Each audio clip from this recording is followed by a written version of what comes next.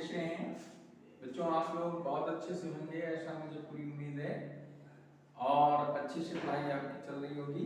ठीक है, आज हम आपके लिए क्लास 11th का एक्सरसाइज 1.3 में क्वेश्चन नंबर 12 से लेकर के और आगे के क्वेश्चन हम आपको कराएंगे और एकाग्रता पूर्वक अगर आप सभी इसको देखेंगे तो निश्चित रूप से कोई ऐसा क्वेश्चन नहीं होगा जो आपके समझ में नहीं आएगा और हर क्वेश्चन तुम लोग अपने आप करना सीख जाओगे। ठीक है, तो इस वीडियो को पूरा देखिए, पूरा समझिए और फिर अगर अच्छा लगता है तो इसको लाइक करना मत भूलिए और अपने फ्रेंड सर्कल में शेयर करिए। ठीक है, आइए देखते हैं क्वेश्चन नंबर 12। सिद्ध कीजिए कि A subset B, this implies that A is equal to 5। ये हमें प्रूफ करना है। तो यहां पर प्रूफ करने के लिए हम क्या करते हैं, गिवन क्या है हमारे पास, ठीक है, दिया है A इज सबसेट ऑफ 5। इसको एक इक्वेशन मान लो। A is subset of 5 is given, ये दिया हुआ है और हम जानते हैं, हमको पता है ऑलरेडी कि 5 एक ऐसा सबसेट है, एक ऐसा समुच्चय है जो हर एक अवयव का सबसेट होता है। 5 सबसेट ऑफ A, ये सेकंड इक्वेशन हो गई। और दोनों इक्वेशन को जब हम कंपेयर करेंगे फ्रॉम फर्स्ट एंड सेकंड तो वी ऑब्टेन, हमको प्राप्त क्या हो रहा है, यहां से हम लिख सकते हैं A इज इक्वल टू 5। यही हमको प्रूफ करना था। ठीक है, अब देखिए क्वेश्चन नंबर 13, ये बहुत इंपॉर्टेंट क्वेश्चन है। दिया हुआ है यदि PA is equal to PB तो सिद्ध कीजिए A is equal to B। A और B दो समुच्चय हैं जिनका PA मतलब पावर ऑफ सेट A, ये घात समुच्चय A का, और ये B का घात समुच्चय है और ये दोनों समुच्चय बराबर हैं। ठीक है, तो हमें निकालना है कि ये दोनों समुच्चय भी बराबर होंगे। इसको सिद्ध करने के लिए देखते हैं कैसे करना है।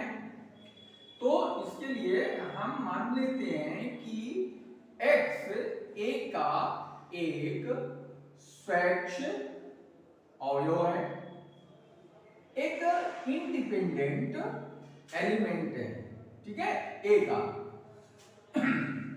और वो इस प्रकार से है कि x बिलोंग्स टू A।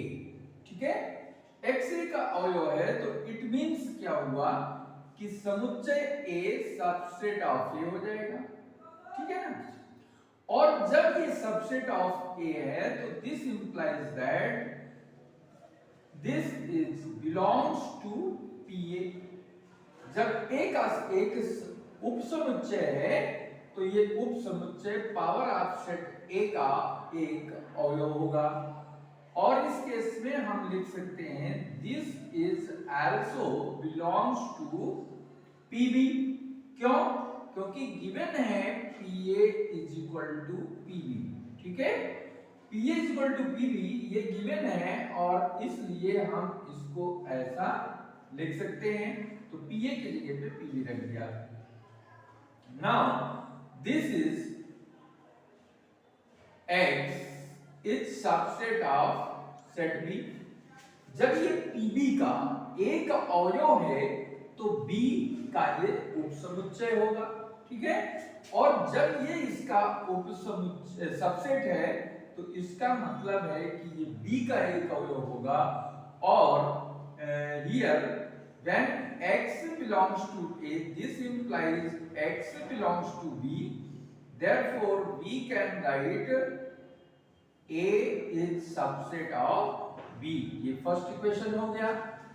इसी तरीके से सिमिलरली इसी प्रकार इसको हम लिख सकते हैं B is subset of A। ये दूसरा भाग भी हम इसी तरीके से प्रूव कर सकते हैं जैसे हमने A सबसेट B को प्रूव किया है।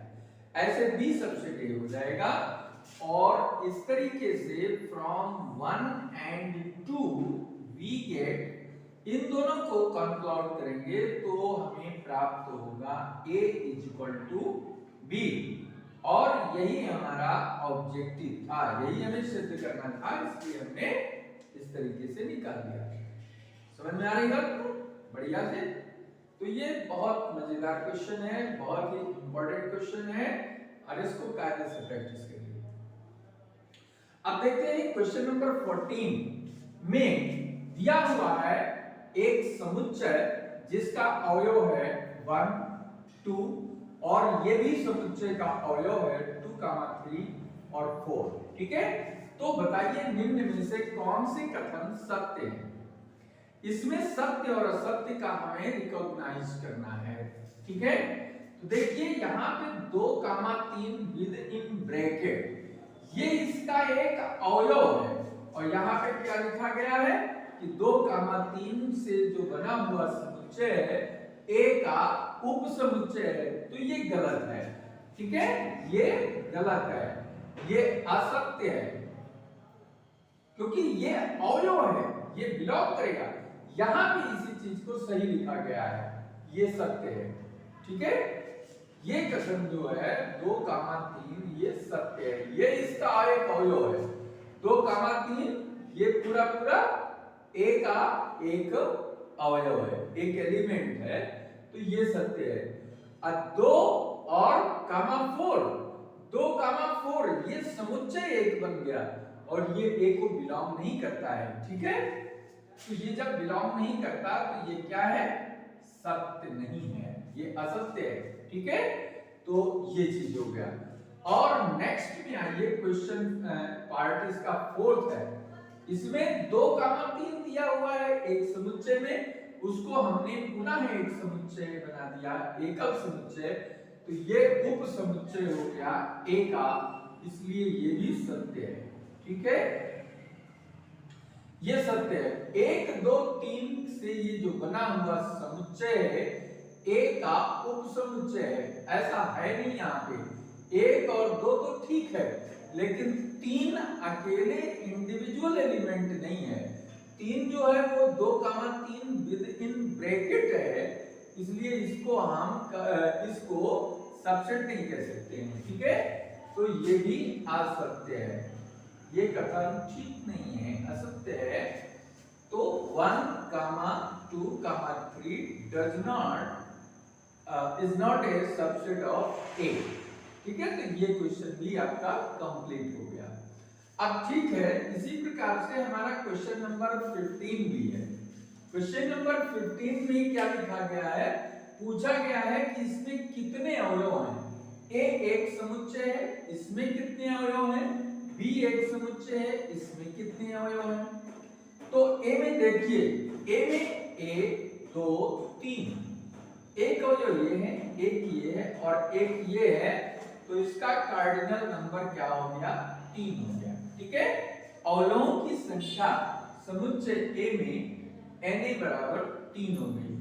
और दूसरे में पूछा है कि इसमें कितने अवयव हैं, तो इस समुच्चय को जब तालिका विधि में या सूची विधि में लिखोगे रोस्टर मेथड से, तो x एक पूर्णांक है और 20 से छोटा है, तो 20 से छोटे पूर्णांक क्या होंगे, -∞ से लेकर के -3, -2, -1, 0, 1, 2 से लेकर के इधर 19 तक, ये सारे के सारे अवयव इसमें हैं। तो इसमें कितने अवयव होंगे ये बता पाना मुश्किल काम है, इसलिए इसमें लिखेंगे अनंत अवयव हैं।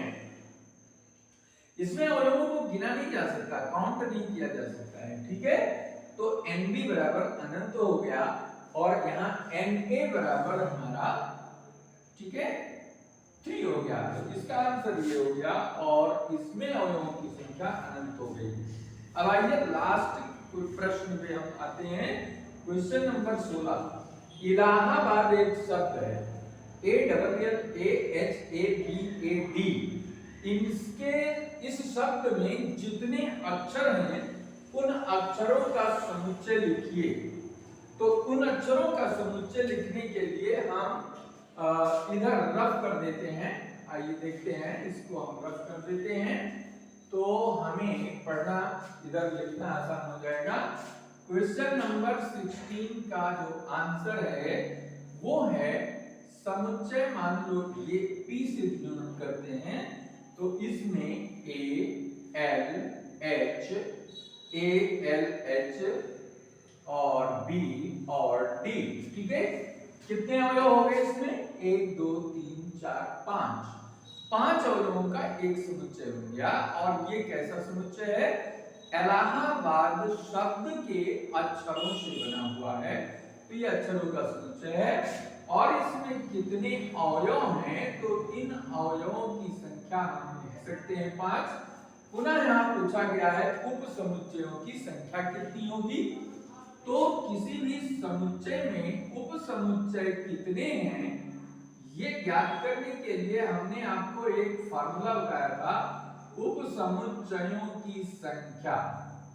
ये निकालने के लिए हम लिखते हैं 2 पावर n, ठीक है। n अवयवों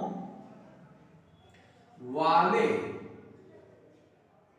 सेट A में उपसमुच्चयों की संख्या कितनी होगी?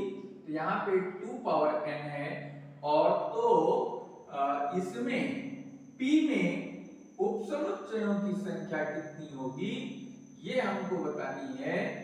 तो इनकी संख्या बहुत आसानी से बता सकते हो, 2 पावर 5 जिसकी वैल्यू होती है 32। इस तरीके से बहुत आसानी से ऐसे कोई भी क्वेश्चन अगर आपको मिलते हैं तो हम इसको बहुत जैसे मान लो है इंडिया। अब इंडिया के अक्षरों से जो समुच्चय बनेगा वो क्या होगा? INDA, ठीक है। 4 उप अक्षर हैं इसमें, जो रिपीटेड अक्षर है उसको हम दोबारा नहीं लेते हैं, ठीक है। तो एक बार सारे अक्षर इसमें सिलेक्ट करेंगे। ऐसे यहाँ पर हमने L 2 बार आया था, हमने छोड़ दिया, केवल 1 बार लिया है। A यहाँ पे 4 बार आया है, लेकिन हमने क्या किया है? केवल 1 बार लिया है। तो ऐसे ही इंडिया से अक्षरों से ये बनेगा। अब इसमें उपसमुच्चयों की संख्या अगर पूछ रहा है तो उपसमुच्चयों की संख्या बहुत आसानी से बढ़िया से बता सकते हो, 2 पावर 4, 1 2 3 4 4 है तो 2 पावर 4 की वैल्यू 16 होती है। इस तरीके का कोई भी क्वेश्चन आपको मिलता है तो बहुत क्लियर वे में इसको सॉल्व कर सकते हो। तो ये क्वेश्चन के साथ ही इस एक्सरसाइज को यहीं पे कंप्लीट करते हैं। एक्सरसाइज पूरी हो गई है। और वीडियो अगर आपको अच्छा लगा तो लाइक करिए और इसको अपने फ्रेंड सर्कल में शेयर करिए। जिन लोगों ने अभी तक इस चैनल को सब्सक्राइब नहीं किया वो जल्दी से जल्दी सब्सक्राइब कर लें और सब्सक्राइब करके बेल आइकन दबा दें, ठीक है। तो ये वीडियो आपके लिए बहुत ही जो है लाभदायक सिद्ध होगा। और इसी तरीके के और भी अच्छे जो है वीडियो हर एक्सरसाइज के लिए हम आपके लिए लेकर के आएंगे, जिससे आप अपने ज्ञान को बढ़ा सकें, अपने कॉन्सेप्ट को स्ट्रॉन्ग बना सकें, अच्छे से प्रैक्टिस कर सकें। ये सारे प्रयास जो है वो हम आपके लिए, आप सबके लिए कर रहे हैं। तो मुझे पूरी उम्मीद है कि आप मेरे इस सार्थक प्रयास का पूरा लाभ आप सब उठाएंगे और इसको लाइक करना और चैनल को सब्सक्राइब करना बिल्कुल नहीं भूलेंगे, ठीक है। तो इसी के साथ ये वीडियो यहीं पर हम कंप्लीट करते हैं।